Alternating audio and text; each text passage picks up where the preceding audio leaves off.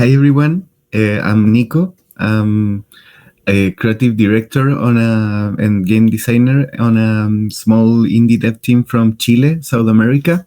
And also I'm doing my PhD right now in California in UCR in Riverside in Hispanic Studies, where that helps a little bit to understand this particular project that I'm going to share with you today.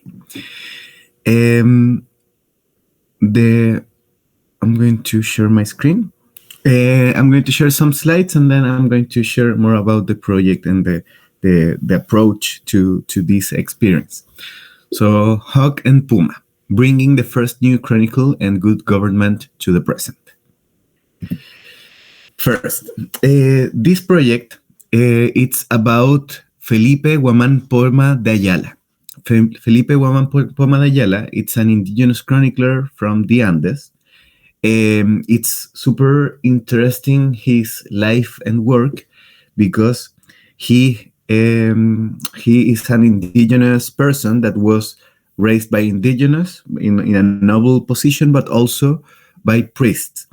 Just to give you some context, if he was born between the 1534 and 1615, this was the moment when the Europeans were just arriving to the Incan Empire, to the Incan space, and when they defeat them to start to taking the rule of that land, because the first encounters were more on the Caribbean in America, and then this was more to the part of the middle of South America, particularly in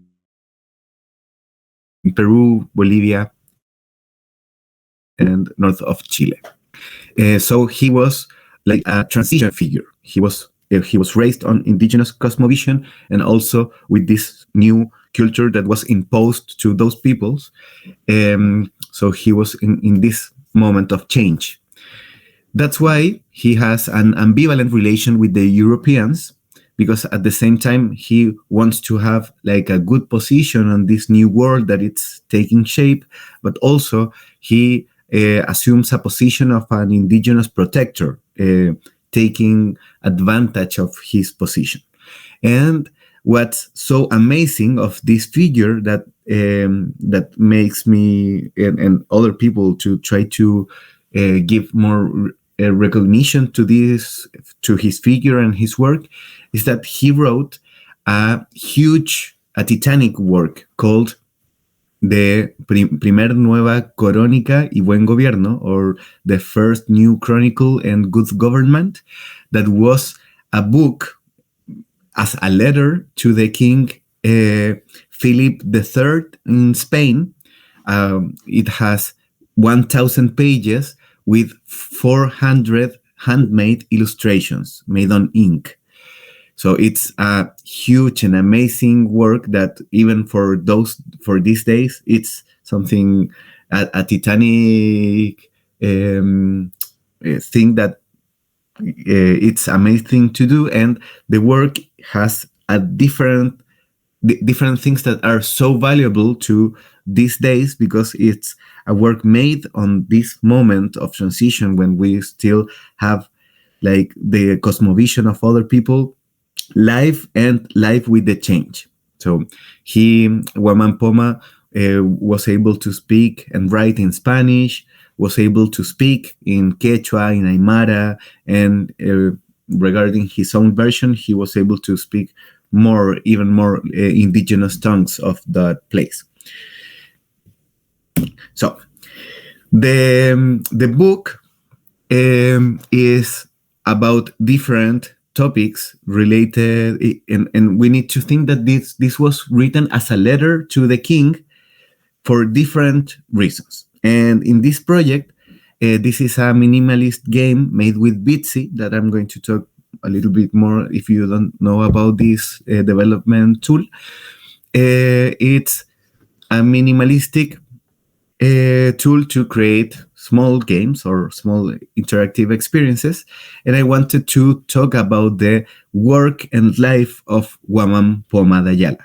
Guamán Waman Poma, just for you to know, Waman means hawk in, and that's why hawk and Puma, and Poma, that will be the second name of this figure. It's Poma, that comes from Puma or cougar or mountain lion. So that's why it's hawk and Puma, like the bird and the big lion from the Andes. And because it's the name and like the spiritual incarnation of this super interesting historical figure that it's this indigenous chronicler. In the game, I try to use the aesthetic and the illustrations like this one that you can watch. This is the art style that was used by Waman Poma, and I was able to bring some of these illustrations, some of these images to a smaller and minimalistic version on a more pixel art style, but based on the illustrations of Waman Poma.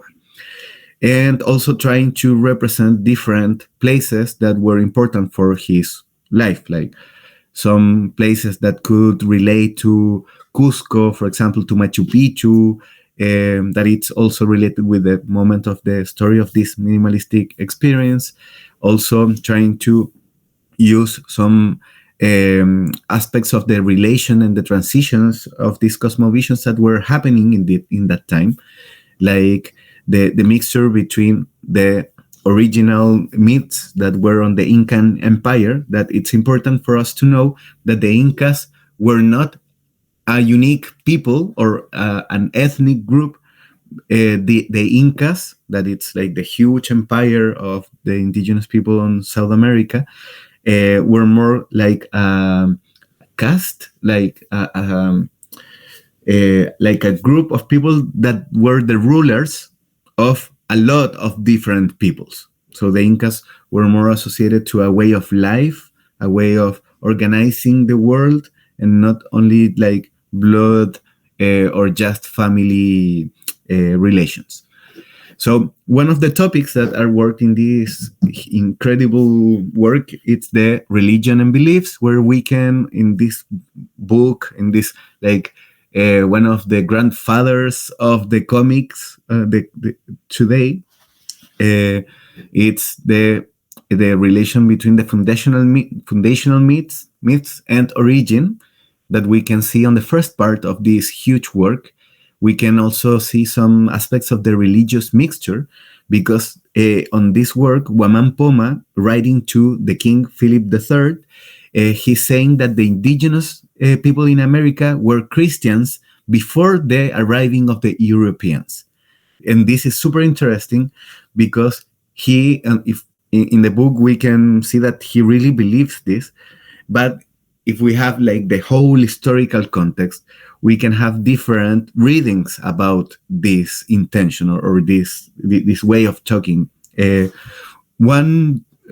we don't know if this is like a product or a result of syncretism and or a rhetoric strategy to convince the king and the authorities to bring back the power to the Inca authorities. He was also an indigenous noble, so we need to read that critically.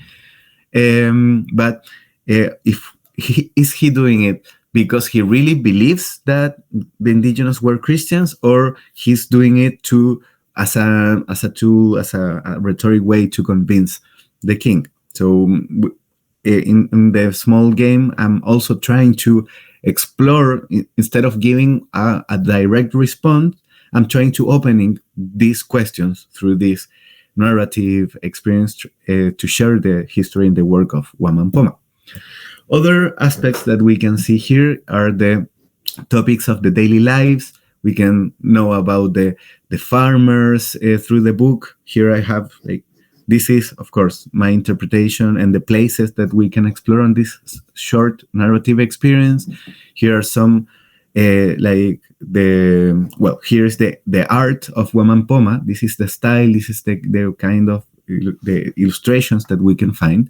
This is a weaver, and also we have like this middle point where I'm turning the art of Waman Poma into pixel art to be able to show it on this Bitsy experience. Here we have the quipus that are this not system that was like an accounting system, and also like some writing system with notes.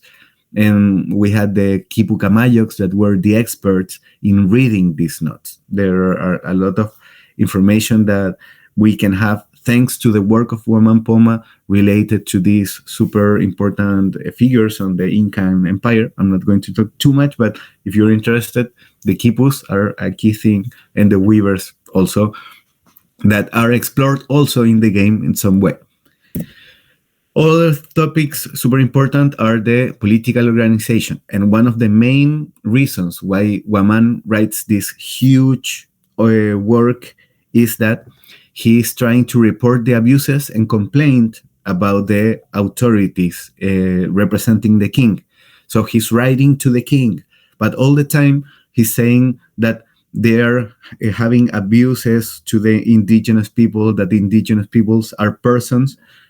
In this moment, we need to think that for a lot of the people that came from other places to conquest, the category of person was something troubled, and even that they look the same, they started to mixing, and they were well received by a lot of peoples from the Americas.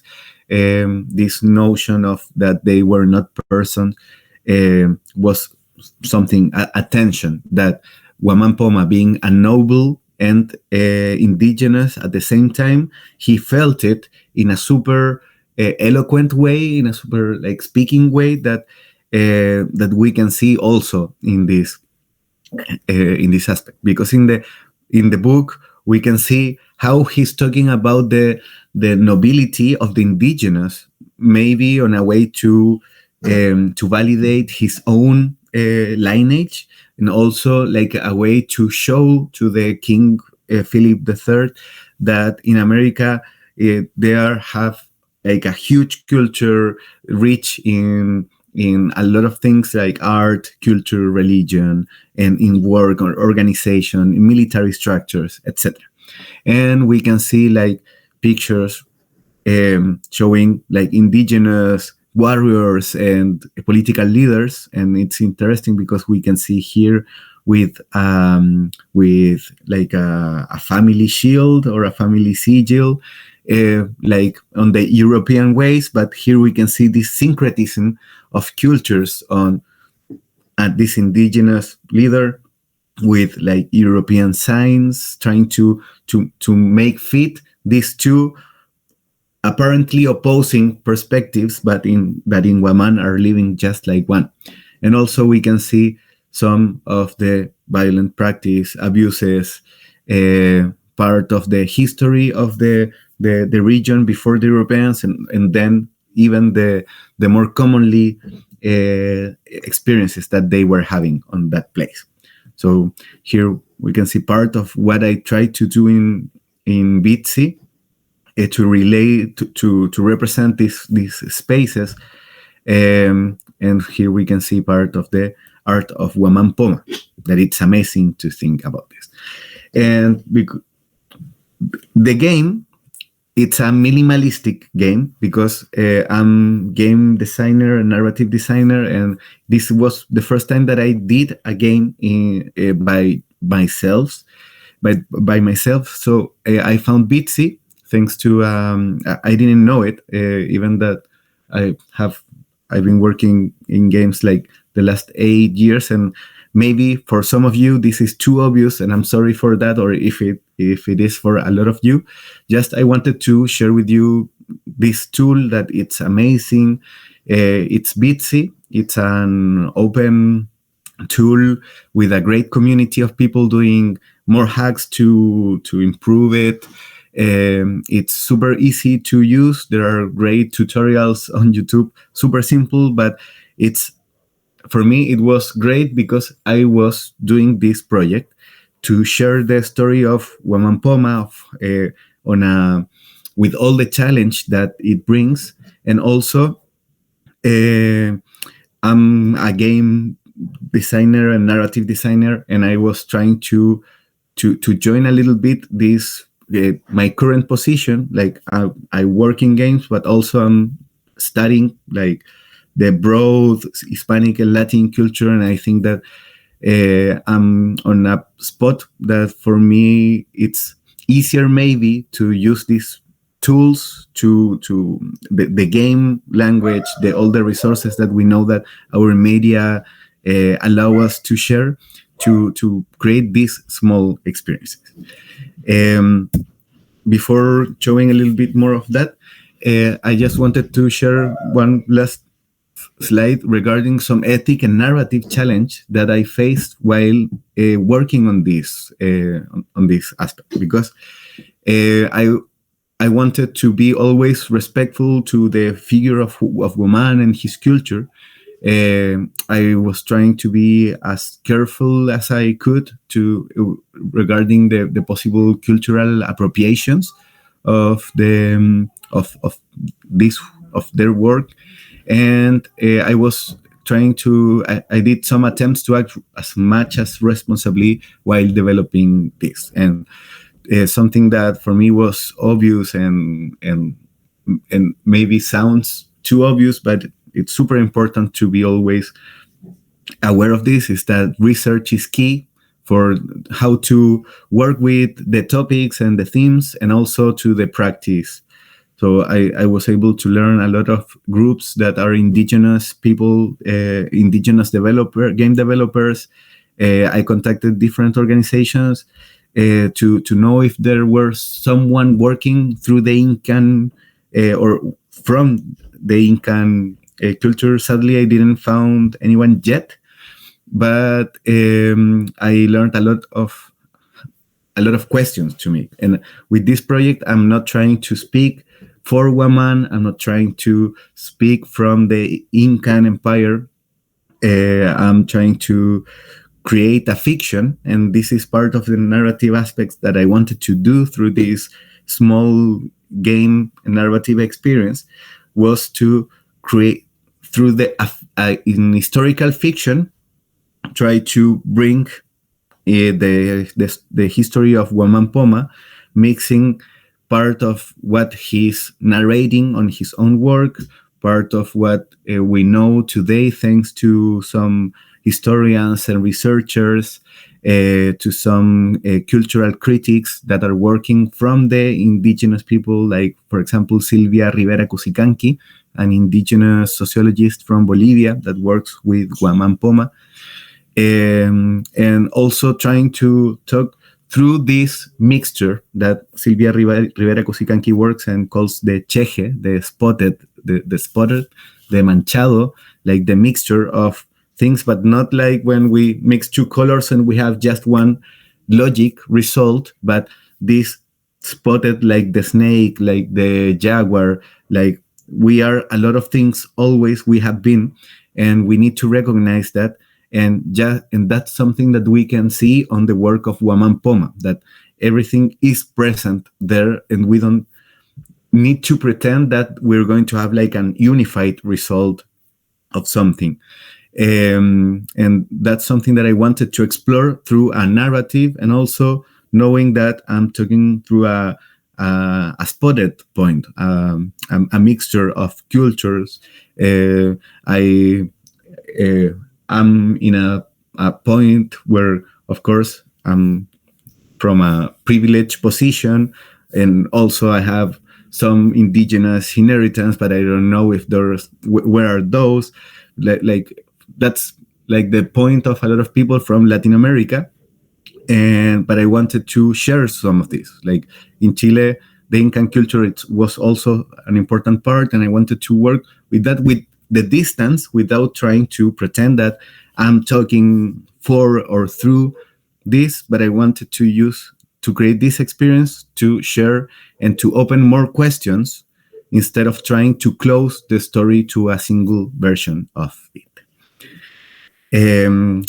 That's about what I wanted to share, mainly about the project, about the creative process while doing this narrative, I think, and narrative work. I try to use some patterns related to the Incan, Incan waivers and work, based on the region where women were supposed to live. So there was a lot of research there to try to do it as much responsibly as I could, and related with the story. So that's part of the main slides that I wanted to share. I just want to go really quickly to share and to spread the word about Bitsy. This is the main page. You can go to the engine here. It's super simple. You have also other tools where you can work. You can work online. You can create things super easily. There are some also tools. You can work on your avatar. You can work on the tiles, on the sprites that you're going to use. The narrative, it's super simple. This is not a Bitsy tutorial, so I just wanted to let you know, if you didn't know it before, that this is Bitsy. You can upload your projects on itch.io. Sadly, Woman Poma is not yet online because so far it's just in Spanish. This summer I'm working on this project and another one that there's a hack to have it in 2 languages, so I'm learning to use it. So I'm sorry because right now it's just in Spanish. I wanted to share. This is the beginning of the game. I'm not going to play it all. It's just for you to show you what's a little bit the game about. This is the representation of Woman Poma, his own drawing, but placed here on this Bitsy style. In the game, you're always close to the hawk and the puma, the 2 animals that represent Woman. You can explore the kipu of Woman, like the knots of his own story. Also, you can explore other places and how, like, the cosmovision that we know about the Incas and this mixture of culture and how the Europeans get there and how they felt a little bit about that.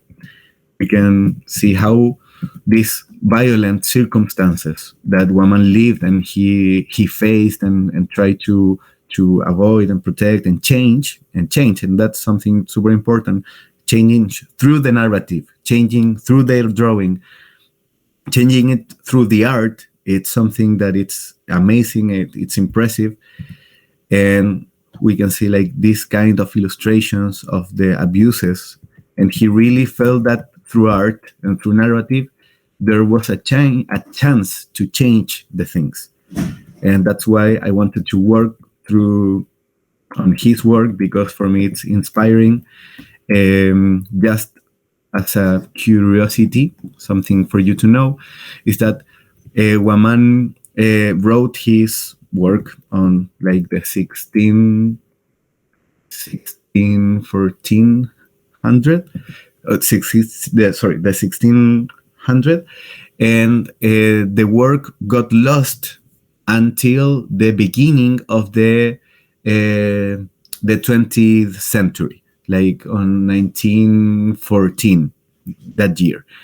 And it got lost. He wrote to the king, Philip III, and then we only know that it got to the Virrey, to the vice king. I don't know if that we can translate that, but it was like the representative of the king in the Peruvian part of the Spanish ruling, and was one of the biggest authorities in America from Spain in that moment, the representative of the king.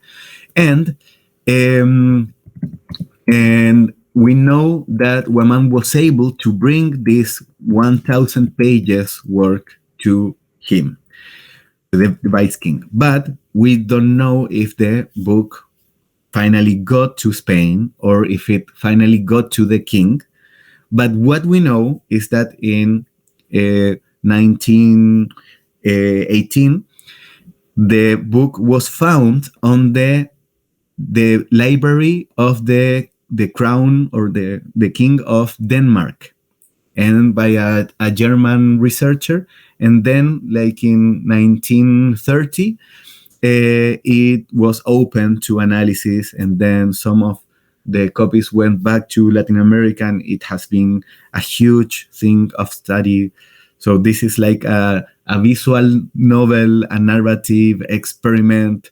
Like, we don't have too many other examples from before, but this is huge to understand how the narrative and the visual narrative has been something, or has been existing from centuries ago, and how the narratives can be also an opportunity and a way to open and to change and to question how things work when we really think that the world can be in other way.